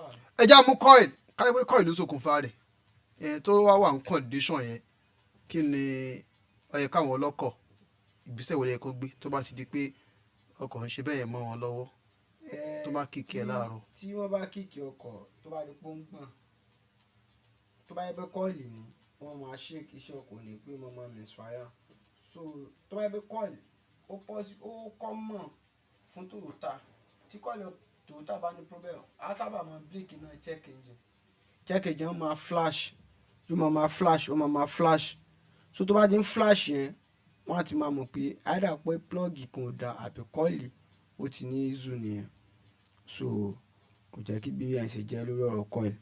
ẹ dúró tó bá possible wípé èèyàn wà ní ibi tó yẹ pé ọkọ̀ wà ní condition yẹn wà nù yáàdì yàn ṣé èèyàn lè rí manage tó dọ̀ motor electrical àbí ọgbọ́n wo ló lè dá gẹ́gẹ́ bí onímọ́tò láti gbé dọ́dọ̀ yín. pẹ̀lú condition yẹn tí check engine yẹn bá ń blink tó jẹ́ ìbí bóyá kọ́ọ̀lì ni wọ́n sì lè gbé dé ọ̀dọ̀ mechanic àbí rí. how many kilometres ló lè fi rìn. kò sí bọ́ọ̀ ṣe lè fi rìn ó kẹ́ pé rìn ò ní perform dáadáa iṣẹ́ rẹ̀ ní kò ní sí nǹkan kan tó máa ṣe ṣùgbọ́n rìn ò ní perform kò ní sí nǹkan tó máa ṣe láburú ó lè sí lè gbé lọ́dọ̀ yín ó lè gbé bẹ́ẹ̀ pẹ̀lú ìrọ̀rùn. bẹ́ẹ̀ ok tó bá wá ṣíṣe pọ́ lọ́dọ̀ yín ẹ máa wo nǹkan tí. ìyẹn máa wo nǹkan tó bá yẹ tó jẹ́ tí wọ́n fi lè rí gbé ni pé bóyá case bóyá ojú kan tó yẹ pé physics ni tójú kan bá ń tó yẹ pé four plug ni tójú kan bá sọ sẹ́lẹ̀ wọ́n lè rí gbé tó yẹ pé physics ni tójú méjì bá sọ sẹ́lẹ̀ wọ́n lè rí gbé tó yẹ pé wá four plug ni tójú méjì bá sọ sẹ́lẹ̀ nǹkan yẹn yóò máa ní engine la because ojú méjì iṣẹ́ tó máa ṣe opposite gan òkè míì tó bá fẹ́ gùn kó má lè gùn tó bá yẹ pé ojú méjì ní bẹ́tà kan Philips tó bá wa kan fún wa pé àwọn akọ́ṣẹ́mọṣẹ́ kan wá bá wọn yẹ̀ wò because ó máa ṣẹlẹ̀ bẹ́ẹ̀ tójú méjì kọ́lé ó kú lẹ́ẹ̀kan náà tó dẹ̀ yẹ pé tí wọ́n bá fẹ́ máa gbé lọ ó lè jẹ́ pé bí wọ́n máa gbé lọ ó lè máa padà takú because kò ní ní agbára láti lè gun ọ̀pọ̀lọpọ̀ òkè so tó wà ń bẹ́ẹ̀ nìyẹn. tó yẹ pé nọ́ọ̀zù ní kọ́. tó bá yẹ pé nọ́ọ̀zù iṣẹ́ nọ́ọ̀zù èyí tí nọ́ọ̀zù fi tẹ́ bá tó fi lè ṣọṣẹ́lẹ̀ ó ti máa fún ọ ní ó ti kọ́ìlì ló máa ń sábà tètè ṣọṣẹ́lẹ̀ nọ́ọ̀sù ń sábà so tí nọ́ọ̀sù bá fẹ́ ṣọṣẹ́lẹ̀ ó ti máa either kó máa jack àbí kí iṣẹ́ rẹ̀ máa fà àbí kó máa da sẹ́rù díẹ̀díẹ̀ ó lè máa da sẹ́rù kó máa gbéṣẹ́ bí ìdọ̀tí bí nǹkan kan tó sábà máa ń affect nọ́ọ̀sù so ìyẹn ò lè so kó tó dé dìgbà pé ó máa ṣọṣẹ́lẹ̀ pàápàá ó ti máa fún wọn sign kọ́ìlì lè má fún wọn sign ní ọ̀pọ̀ ọ̀gbà míì tí ó kankan ṣọṣẹ́lẹ̀ náà ni lẹ́ẹ̀kan náà so àmọ́ nọ́ọ̀sù wọ́n máa fún wọn sign máa give sign bí kò máa fà kí sẹ́rù mọ̀ pé so yẹn máa ń ṣẹlẹ̀ ṣùgbọ́n kọ́ìlì ò lè ṣọṣẹ́lẹ̀ láti anytime so kò jẹ́ bí yẹn ṣe jẹ́. ẹ ṣe gan.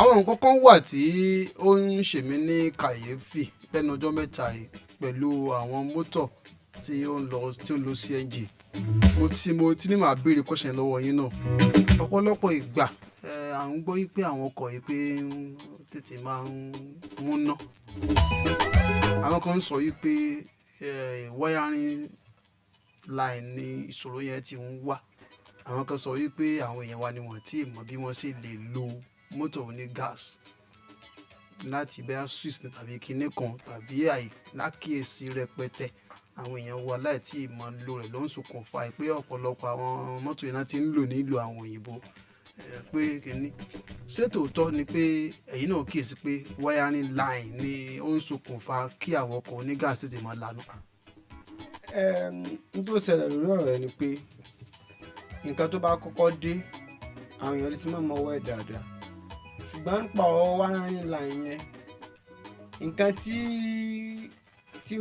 à ń ṣe lórí ọ̀rọ̀ ọkọ̀ yẹn kò sí nǹkan kan tó jẹ́ nǹkan tó lọ rẹpẹtẹ ń bẹ̀ kò dẹ̀ sí bí wiring line ṣe fẹ́ affect nǹkan yẹn níta nídìí gbé àwọn mọ́tò gangan wà gan tó yẹ pé tẹ bá rí tí ó wá láti nǹkan yẹn wọ́n ń ta àwọn gbogbo àwọn nǹkan yẹn papọ̀ ni wọ́n ń ta àwọn kíìtì yẹn ẹ kàn máa kó iṣẹ́ máa install rẹ̀ lásán so kì í ṣe pé n tó lè fa akùdé bá nǹkan àbí kó lè ba nǹkan jẹ́ so wọ́n ti kó kíìtì yẹn àti wáyà àti gbogbo ẹ̀ ẹ kàn máa láì pé èèyàn fẹ́ fìtì rìmúùtù tuntun ẹ kàn máa sọ́kẹ̀tì ẹ̀ àmì tó yẹ kán dírìlì mbẹ́ nǹkan tẹ́mi kàn rí pé tó lè jẹ́ akùdé tẹ́mi wò ni pé ibi tán bá ti fẹ́ fìtì tí gáàsì bá ti fẹ́ wọnú engine ike tán máa dírìlì yẹn ní ọ̀pọ̀ ọgbà míì máa wà tó pé ó máa ń padà leak so ìyẹn ni kéèyàn máa ṣàmójútó àmọ́ ní wiring line láspẹ̀tì wiring line tó bá yẹ pa akọ́ṣẹ́mọṣẹ́ ló ṣe ó fọkàn balẹ̀ and then ọ̀pọ̀ ọgbà ibi tẹ́lómi tún gbé kíní sìnìdá gáàsì yẹn sí ó tún jẹ́ nǹkan tó yẹ pé ó yẹ kí wọ́n ṣàkíyèsí ṣùgbọ́n bí aspect wiring line tó bá dá àwọn akọ́ṣẹ́mọṣẹ́ ló ṣe ó máa ń ṣe dáadáa and then ibi tá a gbé páìpù tó kọ̀nẹ́ẹ̀tì mọ́ gáàsì láti ibi tí sìnìdá wà lọ sí iwájú engine ká make sure pé wọ́n jẹ́ kó ní clearance pẹ̀lú salisa because tí salisa náà bá ń mí sí nǹkan yẹn ó máa jẹ́ nǹkan tó lè jẹ́ kí nǹkan lè gbaná so ọ̀pọ̀ nǹkan yẹn tàbáyà fẹ́ ṣe ọrú nǹkan báyẹn ká lọ gbé fún àwọn akọ́ṣẹ́mọṣẹ́ kan bá wa ṣe. ẹ ṣe mo dúpẹ́ gan-an ẹ jẹ́ ń lọ sọ́dọ̀ láńdọ̀ padà nítorí pé bàbá ti fẹ́ máa àmúntúnṣẹlẹ̀ bàbá àgbà Orlando repair àti servicing ṣé kankan náà ni àbọ̀ yàtọ̀ síra wọn. ó yàtọ̀ síra wọn gba ọ̀nà jì síra wọn n tá à ń pè ní servicing tá a bá ń sọ̀rọ̀ tá à ń tẹnu mọ́ pé servicing ìyẹn ìgbà tí ò tí ì fún yín ní àwọn sign kan n tá à ń pè ní servicing ó depend lé pé ókè o ní ìgbà báyìí o mo ti ń lò ó ti pé oṣù bíi mélòó oṣù ọdún kan o ẹ jẹ́ lọ service ẹ̀ tí ò tí ì máa fún yín ṣùgbọ́n tó bá ti di pé jíà ti ń fún yín ní sign tí ò yẹ kó fún yín tí ò dẹ̀ fún yín rí ó ti ń wọ̀ lára ọ̀rọ̀ yẹn ti ń bọ́ sí servicing ó ti ń bọ́ sí repair ní ìgbà míì wà tó jẹ́ pé oore ọ̀fẹ́ sì lè gbé fún àwọn type gear kan tó jẹ́ pé ó sì lè gbé pé tábà service lẹ́yìn ìgbà tó ti ń give sign nìyẹn tí ò bá tí ì wọ́ lára tí ò tí ì pọ̀jù tí wọ́n bá ṣe servicing tó dẹ̀ máa clear through the valve body pressure line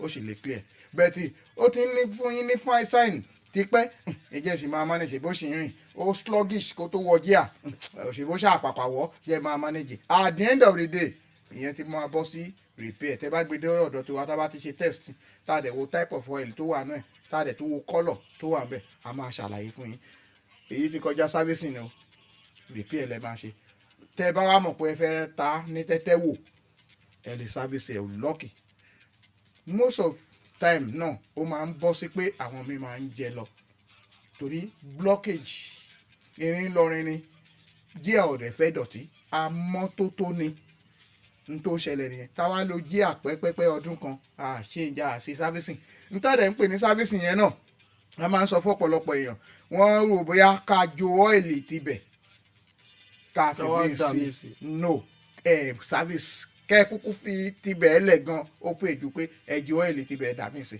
n tà ń pè ní service gangan ni valve body ó máa jáde a máa pèsè fún àwọn tó mọ̀ ọ́n ṣe ni o kì í ṣe iṣẹ́ gbogbo ènìyàn even gan kì í ṣe pé gbogbo àwa tá à ń ṣe automatic gear kí n tó sọ bẹ́ẹ̀ yẹn èyí ò ṣe ọ̀rọ̀ ìbẹ̀rù torí téèyàn bá tí ì tó yín ká lọ́wọ́ máa ń sọ pé èèyàn máa ń dọwọ́ bẹnu tí èèyàn míì wà tó jẹ́ pé kò ní ẹ̀mí kò lágbára ẹ̀ láti tún tá à ń pè ní valve body tó bá tú gbèsè dé láti ibẹ̀ ó condemn gear ní gear nìyẹn torí iṣẹ́ ńlá ni ìyẹn gan ni wọ́n ń service tí àwọn èèyàn mi fi máa ń wò pé owó ọbẹ̀ owó servicing ohun o kì í ṣe pé kára ọ́ìlì nìkan ààrẹ ni tó pè mí ní àná tó lóun fẹ́ ṣe servicing ó dẹ̀ ń sọ fún mi pé ó fún mi ní ọ́ìlì ó fún mi ní lẹ́yìn gba ọ́ìlì pé ó fún mi ní owó ẹgbẹ̀rún 10 mo ní owó kíni ṣé owó kátẹ̀ kọ́kọ́ gbà pé ń pa iṣẹ́ ọpọlọ tí mo fẹ́ ṣe ṣé títú àbí machine tí mo fẹ́ lò láti fi service ẹ̀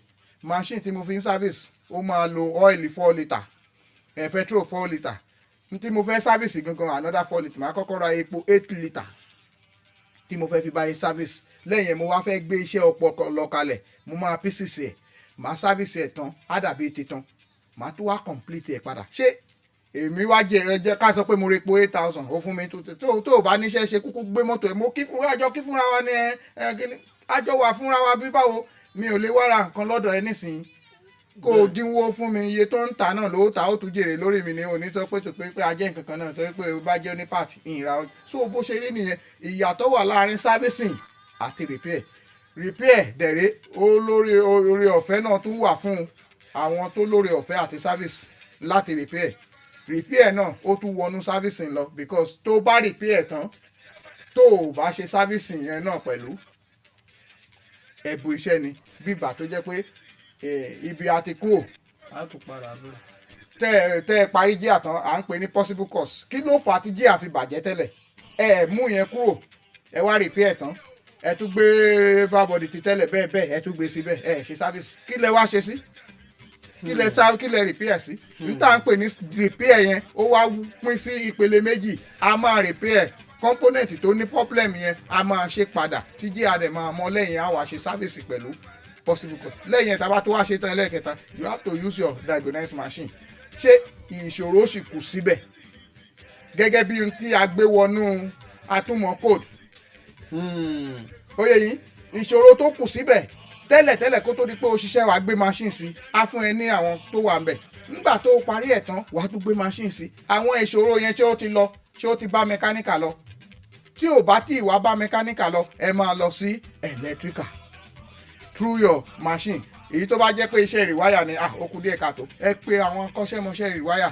kẹ́ ẹ pè wọ́n sí kan bá yín ṣe àtúnṣe lẹ́yìn ìgbà tẹ́ bá wá parí ẹ̀ tẹ́ gbé machine sí tẹ́ tó sọ fún yín pé kò sí code tá à ń pè ní gear code tí mo sọ látòrí PO700 lọ sókè. ẹ má wọnú àtúmọ̀ lórí o ẹ má jaró bẹ̀ yẹn torí á lọ lọ́dọ̀ ríwọ̀n padà o.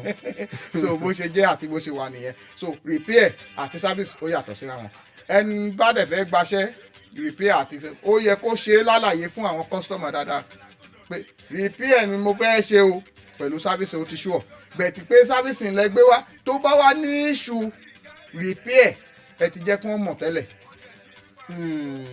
because ẹ̀yin kọ́ lẹ̀ ń bá wọn lò èmi à ń sọ fún yín pé ó ṣẹ̀ṣẹ̀ bẹ̀rẹ̀ nísìnyí ni bẹ́ẹ̀ sì ni ó ṣe ń lò láti bí oṣù mẹ́ta tó ti ń manage ó ti ní effect tó ti wọ̀ lára.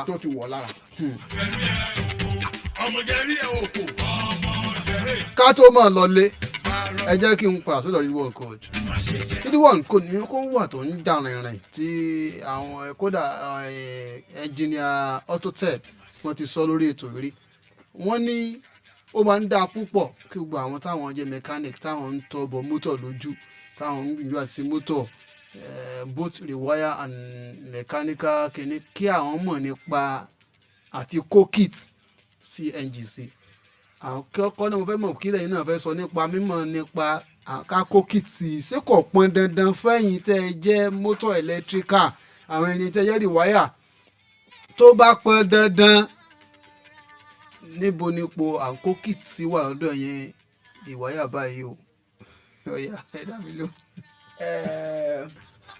sẹ́ẹ̀rì ọ̀rọ̀ yẹn ìbáwọn ṣe bó ṣe rí lọ́kàn tiwọn làwọn ṣe mú yẹn. line problem tá a mọ̀ ní Nàìjíríà ni pé a kì í dúró sí ojú kan náà a máa fẹ́ ṣe yìí ká ṣe yìí ká ṣe yìí ká ṣe yìí. sẹ́ẹ̀rì line yẹn ẹni tó bá máa dúró síbẹ̀ ó máa specialize lórí nǹkan yẹn pé òun ò ní sin either kó mọ̀ sí. kí sì kẹ́dẹ́ mọ̀ kó sí mọ́tò. pé nǹkan òun fẹ́ ṣe lélẹ̀. sọ́wọ́ tó jẹ. yóò ẹ máa àwọn tó ókè nísìn ẹ tó bóyá jà ni mò ń ṣe nísìn tí mo ṣe specialize lórí jà ókè ẹ tún wá ní kí n máa kó kíìtì mi sí arọkọ̀ kí n máa kó kíìtì sí lẹ́ǹjì sárọkọ̀ ṣẹ̀gbẹ́ yẹn yóò fẹ́ mọ́ ṣàwọn kan wà pé wọ́n lè specialize ẹlòmíì tó bá fẹ́ ṣiṣẹ́ lórí ẹ̀ tó fẹ́ padà wà mọ́ ló pa rẹ̀ lọ́tọ̀ ó lè padà wọ ẹlòmíì gan lè fi line tó wà lẹ̀ kó rárá bọ̀ sí line tí wọ́n fi sọ́ọ̀rẹ́ o wọ́n ní pé tó bá tásìkò kan tí ọ̀pọ̀lọpọ̀ ọkọ̀ tí wọ́n ń convert yẹn bá ní ṣòro wípé tó máa gbé sọ́dọ̀ ẹni tó yẹ pé òun kọ́ ló kó kit yẹn sí tó bá bẹ̀rẹ̀ sí pé òun fẹ́ tún mọ́tò yẹn ṣe ó lè lọ jàlú mọ́ ṣe kó kit yẹn sí kó wá gbọ́kàn kúrò lọ́dọ̀ rẹ̀ tán kí n tó ṣe kó ṣiṣẹ́ kí pírọ́lẹ́mù kó tún wá bẹ̀ lórí ọ̀rọ̀ kit yẹn ipe tó bá ti ń rí bẹ́ẹ̀ ọ̀pọ̀lọpọ̀ àwọn tí wọ́n ń gbọ́kọ̀ fún àwọn mechanic ni wọ́n mọ̀ òpókè ẹni tó kó bá wọn kó kit yẹn sí káwọn òkú ẹ̀ kan lọ bá ṣé wàá ní mọ̀ ń àvẹ́ẹ̀tì àwọn èèyàn tó ti ní kọ́sítọ́mà tẹ́lẹ̀. sẹ́ẹ̀rì ní tí wọ́n sọ yẹn iná fi máa sọ pé àwọn tí ọ̀pọ̀lọpọ̀ àwọn tá a bá sọ̀rọ̀ ni pé àwọn tí wọ́n ní nǹkan gangan ọwọ́ wọn ní nǹkan yẹn wà rísì tó fi wà lọ́wọ́ kan ni pé àwọn ọkọ̀ kan wà ní ìsìn wọ́n kó kìtì sí o wọn kò kìtì sí o ó lójú àwọn tó lè tọwọ́ bọ̀ irú bẹ́ǹsì ní ìsìn kè é sọ̀rọ̀ pé àkó kìtì sí àkó kìtì ẹni tí ò mọ̀ ń pa rẹ̀ tó bá lọ tọ́ bọ̀ ó ju pé wọ́n kó kìtì sára ọkọ̀ wọn kò kìtì sára ọkọ̀ rẹ̀ yóò da ọ̀pọ̀lọpọ̀ nǹkan rú tí ò dẹ̀ ní bọ́ sí ojú ẹ̀ mọ́. ẹja mọ̀ lọ́jọ́. so ká try ká máa gbé iṣẹ́ wa fún àwọn akọ́ṣẹ́mọṣẹ́ ìyẹn ní nǹkan tó jẹ́ kókó lórí ọ̀rọ̀. so ó kálukú dẹ̀ rèé ká lọ gbìyànjú sí ìmọ̀ wa because òyìnbó kì í dúró lójú kan náà technology advice ni so tabade adúró pé àṣekàn lónìí á fi ti oníyẹn díwọ̀n tọ̀la kò lọ bẹ́ẹ̀ so iṣẹ́ advice sí lójoojúmọ́ gẹ́gẹ́ bí mo sọ pé bẹ́ẹ̀sì àwọn ọkọ̀ míì wà tó jọ́kọ̀ ọ̀pọ̀lọpọ̀ tó pé ó nǹkan yẹn tún ju pé irú bẹ́ẹ̀sì tẹ sọ mo fẹ́ rà báyìí wọ́n kó kíìtì sọ̀kọ̀ ìyẹn tún lágbára jù lọ so ọ̀rọ̀ ò ní dá wà láàmú ẹ jẹ́ ká lọ wá ìmọ̀ kún ìmọ̀ wa so torí technology advice. ọ̀gá wa ẹja mọ̀ lọ́lé ọ̀gá Orlando ẹ bá ń dágbére ọ̀rẹ́ ẹ pé àmọ̀ràn kan wà tó ń hán lẹ́yìn ẹ sáré sọ péré ẹ sì bọ̀ dágbére. ẹ ṣe gan ẹ rí i pé à ń kó kìtì sí mọ́tò àbí kankan ó dìpẹ́ǹd lé ohun tí oníkàlùkù bá dìpẹ́ ní orí ọ̀fẹ́ sí n tó yẹ kó jẹ́ ìgbà tó ti jẹ́ pé àwọn ìjọba wa ló kó kínní wá tán lù lóhùn tẹ̀ wá sí orílẹ̀-èdè tí wọ́n dẹ̀ gbà láàyè. ẹsẹ̀ ní sókè ni o. ẹ̀hún tí mi bá sọ ni pé kí àwọn ìjọba wa kọ́ ń gbìyànjú láti máa organize seminar fún wọn. kọ́mọ̀ mọ̀ gba oúnjẹ lẹ́nu àwọn mechanic tàbí ní wáyà wa. kó fi lè jẹ jẹ náà. kí n sọ kọ́mọ̀ lè kó bẹ́ẹ̀ yáyà bí awọ́rò táwọn tó ń kó kìtẹ́kọ̀ wọ́rọ̀ wọn lọ. a ṣe program kan oyè yìí tó jẹ́ pé owó kínkínní ni ìmí ìwà tí òṣòwò ń bẹ̀bẹ̀ orúkọ yín ilé fàyè mi lẹ̀ ilé kí n fi tẹ̀ mí lẹ̀ tí o ṣe tíjọba bá orúkọ yín àti ìbúdó bàbá orúkọ mi lẹ́ẹ̀kan sí ní coverage Adéríwá Samuel ẹni pé gbogbo èèyàn ti mọ̀ sí Orlando Auto nọ́mbà mi tẹ́ bá fẹ́ bá mi sọ̀rọ̀ lórí jíà 08063959514 lẹ́ẹ̀kan sí 08063959514 ẹ ṣé gan. ọyá nínú àǹkó ìlẹjà máa lọ lé orúkọ yín àti fóònù báyìí. orúkọ tèmi ní àǹkóòdù. ẹ sọ̀rọ̀ gidi ókè. orúkọ tèmi ní àǹkóòdù ẹ̀kọ́ àtàrọ̀ sí fóònù nọ́mbà tèmi nílé 07059849803 07059849803. ẹ ṣeun o Ọlátúndé tí àmì ìlú kọ mi á pàdé ńjọ́ mẹ́jọ lágbọ Ọlọ́run bá láwùrà bí 08112778846 08112778846 Ọlátúndé tí àmì ìlú gbé ọ̀dàbọ̀.